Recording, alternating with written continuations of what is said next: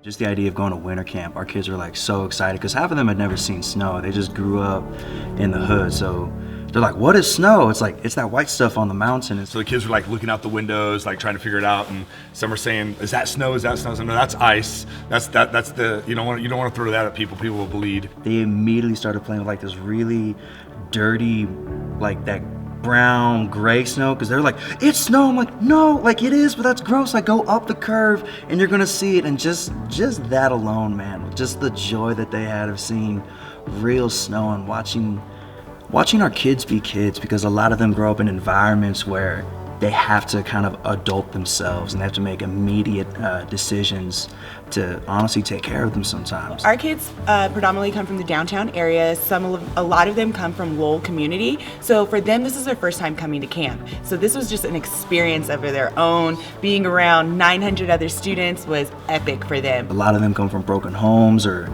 there's substance abuse from either parents, or there's a parent missing. There's history of incarceration. So to see a lot of our kids just come and be kids, and just to see them get into snowball fights and just to unplug from just all the junk and the craziness that's at home was just so good, man.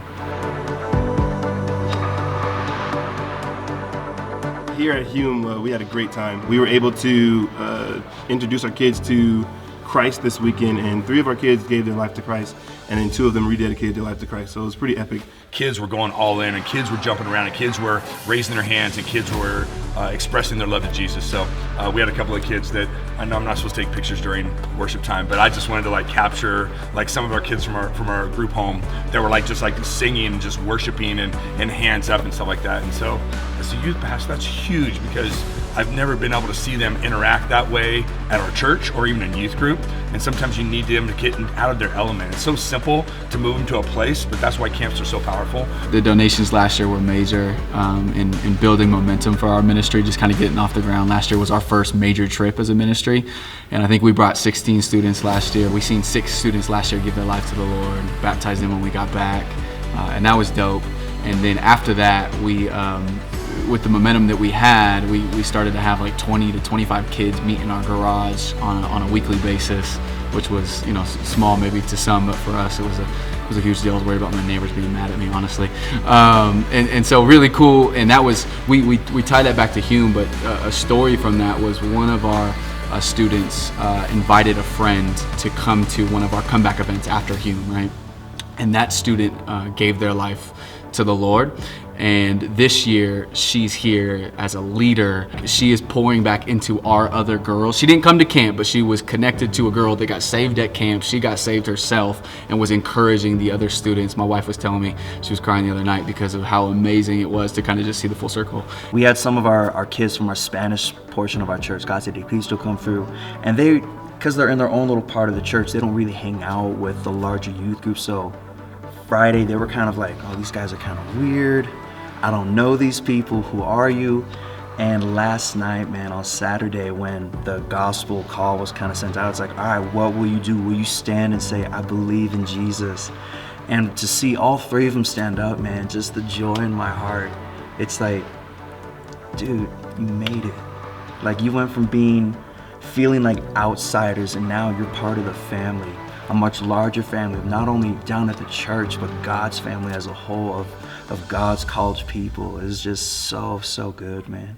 We have been at New Vision for 5 years, and we had been praying for 5 years to be able to come to camp, and camp opportunities. And every summer we would look at camps and we would try to figure it out, and we would fundraise and really pray that God would provide an opportunity. This last June, when we were informed about the Campership program through John and Hume, we were so blessed to be able to bring kids up this summer and then this winter, and it's just been life-changing for some of our kids. There's a group home that we work with at our church through Second Mile Urban Ministries, and we have 8 kids that live on site with us, and they do life with us, and some of them have been with us for 5 years. Actually, we've been working with them since before our group home started, and one of the girls who's up here this weekend is from the group home, and she accepted the Lord for the first time. And it's just like, I have so much joy in my heart because we've been journeying and walking, and she's been asking questions and just seeking the Lord. And